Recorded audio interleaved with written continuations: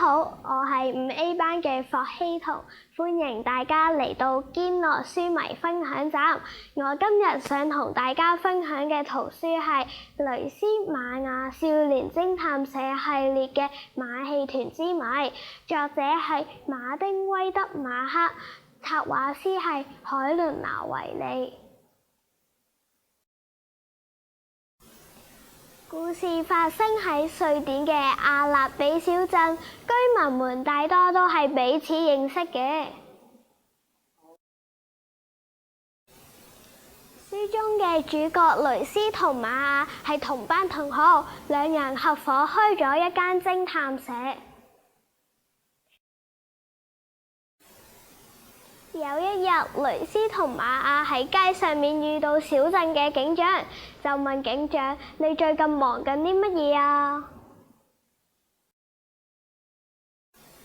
警長話最近忙緊一件案件，近嚟有馬戲團喺我哋嘅小鎮度表演，佢哋每一次表演都會發生一啲偷竊嘅案件，而呢一個馬戲團喺其他小鎮表演都發生過同樣嘅情況。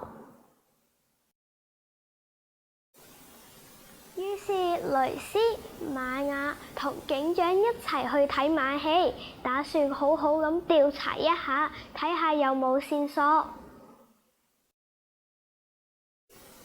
馬戲團表演期間，有一位賣氣球嘅小女孩喺觀眾座位之間走嚟走去，同埋佢嘅小猴子一齊向觀眾售賣氣球。當小女孩行到去雷斯嗰陣時，雷斯就同佢買咗一個氣球。雷斯同瑪雅留意到馬戲團帳幕頂有好多氣球啊！直至表演完畢，有觀眾大聲嗌：我嘅錢包唔見咗啊！又有觀眾大聲嗌：我嘅手機呢？我嘅手機唔見咗啊！仲有人話：我嘅頸鏈唔見咗啊！於是警長就嗌晒所有馬戲團嘅團員出嚟，問佢哋有冇人願意自首，將所有偷咗嘅嘢交返出嚟，定係冇人自首。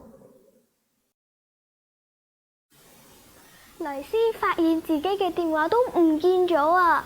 佢就向馬戲團團長借電話，立刻打電話俾自己。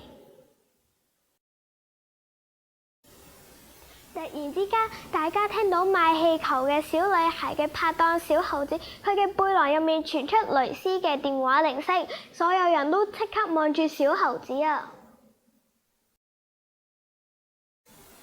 原來賣氣球嘅小女孩就係小偷，佢喺觀眾席行嚟行去嗰陣時，趁啲觀眾唔注意，就攞咗佢哋嘅物品，然後綁喺氣球嘅繩上面。佢一伸手，氣球就會帶埋啲物品一齊升上去帳篷頂。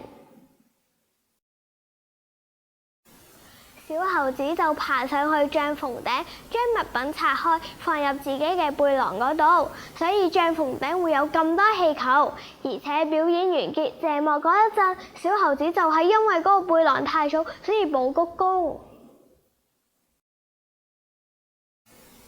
最後賣氣球嗰個小女孩，佢攬住佢嘅爸爸，即係馬戲團團長，喊住咁樣承認自己就係嗰個小偷。佢解釋佢偷嘢其實係因為想得到啲錢俾馬戲團，佢唔想再喺城市之間流浪，佢好想好似其他小朋友一樣可以返學。警長決定唔會告發團長嘅女兒，並且會安排佢去小鎮上面嘅學校去上學，亦會安排小猴子去一間旅館做抹窗嘅工作。呢個故事令我明白到，我要好好珍惜上學嘅機會。多謝大家收睇我嘅分享。如果大家有興趣，歡迎大家到學校圖書館借閱雷斯瑪雅少年偵探社系列嘅圖書。之後閱讀真知識。